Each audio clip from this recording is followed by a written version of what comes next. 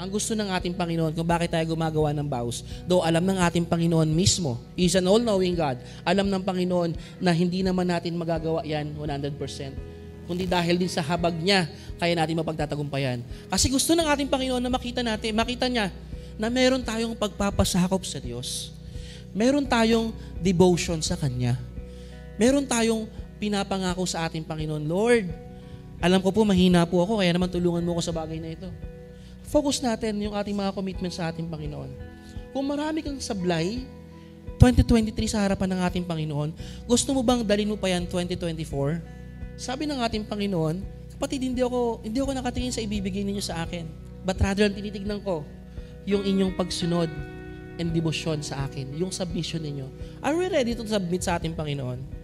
Ready ba tayo magpasakop sa kapangyarihan ng ating Panginoon or hindi?